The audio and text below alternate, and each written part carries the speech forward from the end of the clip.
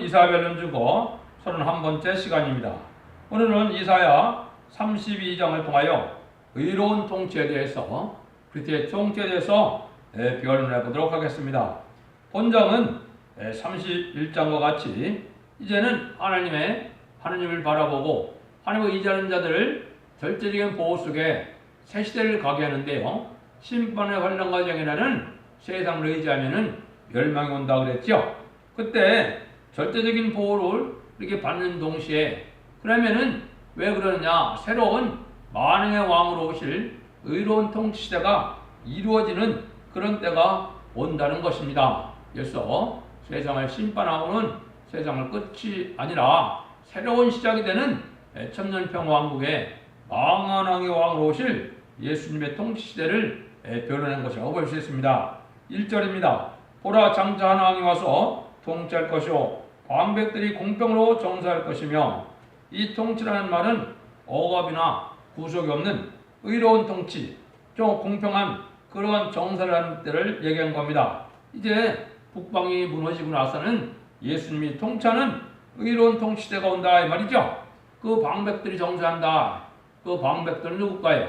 그는 지금까지 순교자로 죽은 순교자와 앞으로 있을 변호성도 14만 4천 명이 바로 방백들이 됩니다. 그래서 주님과 더불어 세상을 다스리는 예수님은 만왕의 왕으로 오시고, 우리는 이제는 변호성도와 더불어 부활성도는 이제는 세상의 왕이 되는 것입니다. 북방을 치고 이제 의로운 통치를 하는 거니까 세상을 두려워하지 말고 북방 세력을 두려워하지 말라는 말씀입니다. 이때가 바로 그런 때가 된 겁니다. 그래서 이제 분봉왕을 뽑는 시대가 됐기 때문에 전삼자문에 이마 인치는 역사로 14만 4천 명의 변호성도가 바로 이 만왕의 왕으로 오실 예수님을 영접할 이제는 그러한 분봉왕들이 되겠습니다. 2절입니다. 또 그들함은 광풍을 피하는 곳, 폭우를 가려우는 곳 같을 것이며, 마른 땅에 냇물 같을 것이며, 곤배한 땅에 큰 바위근을 같으리니, 이것은 아무리 어려운 때가 오고 재난재해가 많고 아무리 환란재앙이 온데도 하나님은, 주님께서는 그의 환경에 피해를 당치 않는 분이다, 그걸 설명한 거거든요. 그래서 이제 광풍이 아무리 와도 또 피하는 곳이 있고, 마른 땅에 냇물같이 또 곤배한 땅이 되어도 이제는 그늘같이 역사해준다. 말씀대로 북방이 강하게 일어났지만 절대적인 보호와 승리가 있다는 것입니다. 그러니까 예수님께서 친히 뭐가 돼요?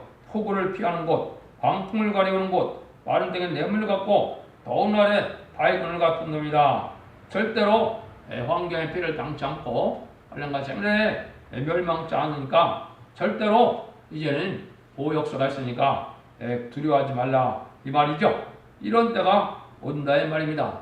이런 하나님의 능력을 체험하는 자들이 강한 믿음으로 승리하게 되는 겁니다. 3절 4절입니다.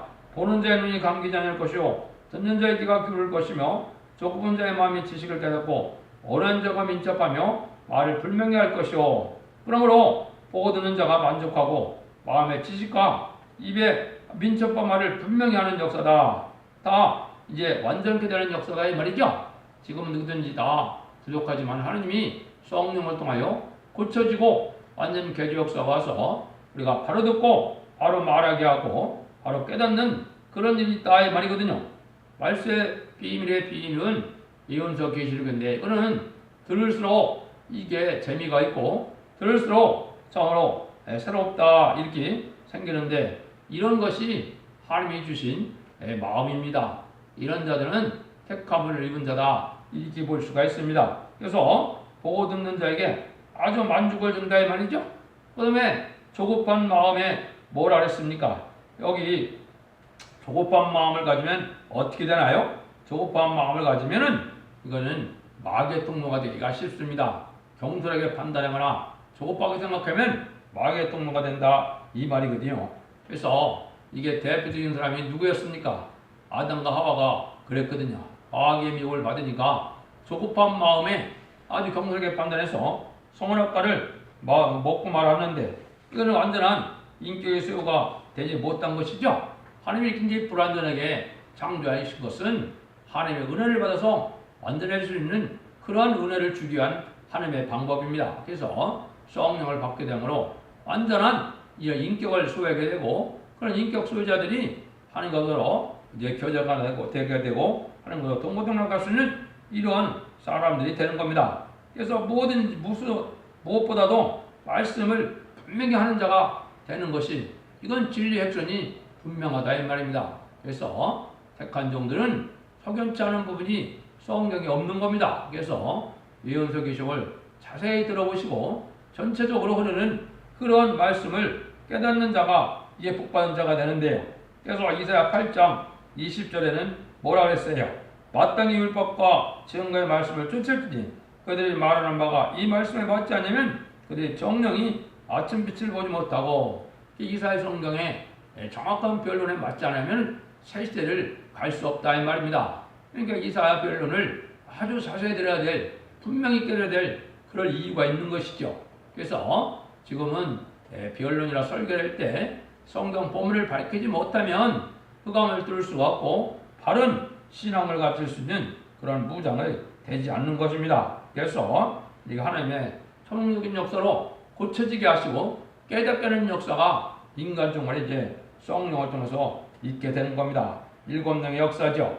5절 7절입니다. 어리석은 자를 다시 정죄하다 칭하지 아니하겠고 게으른 자를 다시 정죄하다 말하지 아니하리니 이런 어리석은 자는 어리석은 것을 말하고 그와의 불의한 풀어 간사를 행하며 해악한 말로 여호와를 거스리며 줄인 자의 심령을 바로 비게 하며 목마른 자의 마시는 것을 없어지게 하며 게을 자는 그 그릇이 악하여 악한 계획을 베풀어 거짓말로 가난한 자를 멸하며 삐뚤한 자가 말을 바르게 할지라도 그리함이니라. 그것은 타협하는 자들은 불의와 용납하는 자들은 다 같이 멸망이 올 것을 얘기했는데요. 예수님께서는 우리에게 만족을 주시는 신이시고 절대 거짓이 없는 신이시지만은 이 북방 세력은 아주 게을자고 또 많은 근본 자체가 거짓이고 미혹이다 이 말입니다. 그래서 공산정권과 좌파 인간들은 아주 이 마귀 편이기 때문에 게을자입니다. 그래서 진실의 말을 하지 않는다 이 말입니다. 그래서 그런 사람들은 이거 뭐라 그래요? 어리석은 자를 정죄하다 하며 게을자를 정죄하다 하는 세상이 되었죠. 그래서 이번에 소음 얻어보면 아주 악한 자들이 범죄자들이 많이 당첨이 됐죠. 당선이 됐죠. 이게 바로 그런 시절이고 마귀의 교육받은 백성들이 어리석은 자들을 뽑는 일이 벌어진 건데 그러니까 심판 때가 돼서 그런 겁니다. 이때는 어떻게 되느냐? 고명한 자는 고명한 일을 도말하니 그냥 항상 고명한 일에 서리라. 오직 고명한 자는 고명한 일을 한다 이 말이죠. 이때 하나님의 말씀을 잘 알아야 세상으로 밝은 것이 된 겁니다. 세상 지식이 아무리 많이 있어도 하나님의 사랑의 구원의 계획을 섭리를 알지 못한다면 이건 고명한 자가 아니죠. 어두운 자입니다. 그래서 하나님이 말씀의 밝아져야 성신을 많이 받고 관용이 있고 신령한 사람이 되는데 지금 그렇지 못한 세상 지식을 가진 자는 아주 광박하게 지는 겁니다. 더군다나 유물론 공산주의 사상에 물드는 자는 더 흑암의 사람이라 볼 수 있죠. 그래서 이렇게 되는 일은 결국 뭐로 된다고 그랬습니까? 고린도 2장 10절에 보면 성령을 모든 것 하나님의 깊은 곳에도 통달하게 하신다고 그랬죠. 성령 충만함을 받아야 모든 걸 바로 판단할 수가 있고 또 이런 것은 신령한 자가 돼야 신령 것을 분명히 이제 분별한다고 했는데 고린도전서 이제 2장 15절에 보면 신령한 자는 모든 것을 판단하나 자기는 아무에게도 판단을 받지 아니하니라 그랬죠. 이게 참 놀라운 일이죠. 그는 다시언의 말세 사명조의 대표는 모든 것을 판단할 수 있는 하늘의 지식을 받지만은 그 사람은 인간의 판단을 받지 않는 그런 사람이 된다 이 말입니다. 그래서 성경 말씀을 어느 누구보다도 밝게 채우도록 깨달은 자를 얘기한 거라고 볼 수 있는데요. 이런 시대가 지금 진행되는 것이 이 인간 종말의 역사입니다. 그렇지 않겠습니까? 하나님이 인간의 지식으로 학사, 석사, 박사를 의지하겠습니까? 하나님의 신으로 깨닫게 하고 하나님의 신으로 가르친 자가 승리하겠습니까? 그건 자명한 일인데 세상 사람들은 그걸 알지 못하는 것이죠. 9절 14절입니다. 너희 아니라는 부녀들아 일어나 네 목소리를 들을지어다. 내 목소리를 들을지어다. 너희 없는 딸들아 내 말에 귀를 기울일지어다. 너희 없는 여자들이 1년 남짓이라면 너희가 당황하여 하리니 포도수확이 없음에 열매 거두는 기한이 이르지 않을 것임이니라. 너희가 아니라는 여자들이 떨지어다. 너희 없는 년들은 당황하여 할지어다. 옷을 벗어 몸을 드러내고 배로 허리를 동일지어다. 좋은 밭을 위하여 열매 맺는 많은 포도나무여 가슴을 치게 될 것이라. 형극과 진려가 내 백성의 땅에 나며 희락의 성읍 기뻐하는 모든 집에 나리니 대저 궁전이 피한바되며 인금왔던 성읍이 정복하며 산과 망대가 영영이 구려되며 들나귀에 즐겨하는 곳과 양떼 풀 먹는 곳이 될 것이므냐 그랬죠. 그래서 하나님께서는 이게 참된 평화와 즐거움을 주는 그 통치지만은 이 불의한 자에게는 하나님은 평화를 줄 수 없다는 거죠. 아니라는 자들은 누구겠습니까? 신앙이 태만한 기독교인이 되겠죠.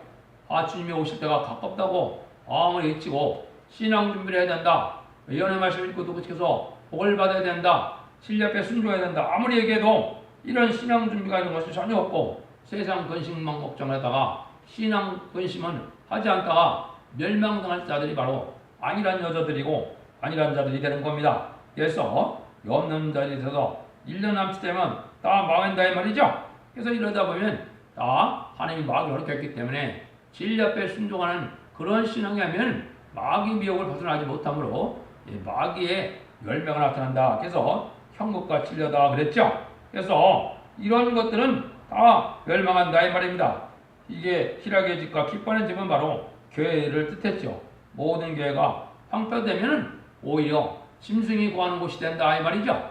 그래서 이 말씀할 때 멸망이 올 것을 얘기할 겁니다. 그래서 요한복음 15장에서 보면 열매를 맺어 하나님께 하나님께 영광 돌리는데 열매 맺는 것은 뭐겠습니까? 지금 열매 맺는 것은 지금까지는 중생받은 자가 남을 중생시킬 수 있어야 열매가 되는 것이죠. 천국 시민권을 갖지 못한 자가 천국 시민권을 갖게 할 수는 없는 거지요. 그럼 이 시대는 뭡니까? 얘는 변화 승천할 이런 인만한 역사가 있고 육정포 새 시대가 갈 그러한 성도를 길러내야만 이게 열매 맺는 것이 되는 겁니다. 이것은 첫 배기의 역사가 7명 역사가 오는 그런 교회에서만 가능한 것이라고 볼 수 있는 겁니다. 그러니까 이런 모든 것들은 어떻게 되느냐? 15절에 나와 있죠. 필근 후에서부터 성신을 우리에게 부어주시니 광야가 아름다운 밭이 되며 아름다운 밭을 삼류로 여기게 되리라. 그때 공평히 광야에 거하며 의가 아름다운 밭에 있으니 오직 의로부터 오는 성령 역사로 세세를 이루게 된다 이 말입니다. 지금까지는 만민에 부어주는 성령으로 천국 백성을 이루어오는 시대였지요. 순교자들은 물론 왕권을 받았고요. 이제는 하나님의 영을 남중아들에게 부어주는 성령의 역사로 7명의 역사로 죽지 않고 새 시대가 오고 죽지 않고 주님을 영접할 그런 신앙들을 길러나는 때가 오는데 그것은 바로 성령의 역사로만 가능하다 이 말입니다. 그래서 로마서 8장 9절에도 누구든지 그리스도의 영이 없으면 그리스도의 사람이 아니라고 그랬죠. 이 그리스도의 아무리 교회를 보내서도 중생을 받아 성령을 받지 못하면 그리스도의 영이 없으면 천국 시민권이 없는 것이고 구원받지 못한 것입니다. 이걸 학술이나 이론 갖고 될 일이 아닙니다.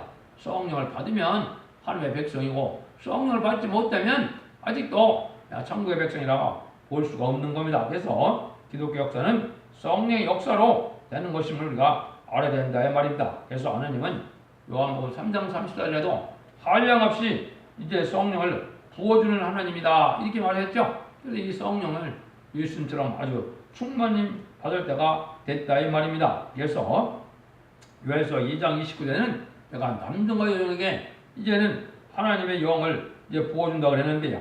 이것이 이제 입맞는 역사로 이제 새 시대에 들어갈 변화 성도가 될 그런 하나님의 영을 받는 시작으로 온 것을 말씀한 겁니다. 17절입니다. 의의 공유는 화평이요 의의 결과는 영원한 평안과 안전이라. 성령으로 말미암아 이루어지는 시대는 참된 의로운 화평을 이루고 영원한 평안과 안전이다. 우리 안식처는 화평한 집과 안전히 쉬는 곳이다 이거죠. 이거는 오늘 새 시대가는 열매가 된다 이 말입니다. 그래서 이 시대에 새로운 성령을 받게 되면 새 시대가는 열매를 맺게 된다 이 말이거든요. 18절 20절입니다. 내 백성이 화평한 집과 안전한 것과 종이 쉬는 곳이 있으려니와 먼저 그 살림은 우박이 상하고 성읍은 파괴되리라. 모든 물가에 씨를 뿌리고 소한 아기를 그리로 모는 너희는 복이 있느니라. 아주 평화로운 시절이 온다 이 말이죠. 그런데 이덴 동산이 회복되는 새 시대를 뜻한 겁니다.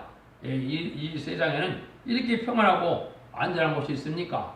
그것은 이덴 동산이 회복된 새 시대의 복을 누리게 될 것을 얘기한 것이다. 그래서 화평의 집을 이루게 된다 그랬죠. 이 세상은 다 이제 멸망이 와도 하나님은 이런 새로운 창조로서 새 시대를 이루어짐으로 이덴 동산을 복구함으로 천년 동안 평화로운 안식 시대가 오게 되고 세세 왕국을 축복을 누리고 천년 왕국 동안에는 이제 그런 왕권을 가진 종들을 섬기는 백성들이 많이 생산되는 곳이기 때문에 아주 풍성한 그런 시대가 됩니다. 그래서 인구가 많이 번창하게 되고 지금은 인구가 늘지 않고 애를 낳지 않는 건 난리인데요. 새 시대에 가서는 참다운 백성들은 그렇지 않습니다. 그래서 그런 시대가 왔다는 걸 우리가 알아야 된다. 그래서 하나님 앞에 지금 우리가 성령을 충만을 이룬 이런 신앙생활이 중요하지요. 그래서 지금까지는 아까도 말씀드린 것처럼 그리스도의 영을 받아서 예성을 받아서 만민에게 보이는 성령을 받아서 중생을 받아야 천국의 시민권을 얻게 되고 이제는 하나님의 영을 받아서 남동과 여동에 보이는 성령 역사를 받아야 죽지 않고 죄인들 영접하는 변화성도가 될 수 있는 것을 우리가 알아야 되는 겁니다. 그래서 이제 하나님께서는 이 성령을 보여주되 강권적인 역사로 이제 있게 되는데 이런 일들이 이제 전 3년만의 역사가 진행될 때를 얘기하는 겁니다. 그래서 전 3년보다 성령을 강하게 역사해서 74,000명의 무리가 이루어지고 이제는 능히 쓸 수 없는 무리라고 기록 7장 9절이 되는데요. 이 빛에 보호돼서 보호받을 백성들을 성도들을 보호하는 역사를 있게 되면은 이 세상은 마귀의 세상에 대해서 후 3년 만에 들어가는 역사가 오는 겁니다. 그래서 이제 짐승의 표를 받게 해서 짐승의 표를 받은 자들이 이제는 심판받고 그래서 아마겟돈 전쟁으로 세상의 모든 심판이 끝나면 이제 그러한 새로운 나라가 이루어지는데 아주 평화로운 에덴 동산이 회복되는 시대라는 것을 말씀하는데 그 역사는 다 성령 역사로 된다. 이거를 오늘 이 본문에서 말씀하시는 겁니다. 여러분들도 진리의 순종함으로 이제 만민에게 보이는 성령을 받은 여러분들이 남동에게 보이는 성령의 역사를 받음으로 이는 죽지 않고 변화승천할 변화성대 축복을 받는 복된 종들과 성도님 되기를 예수님으로 간절히 축원드립니다. 아멘.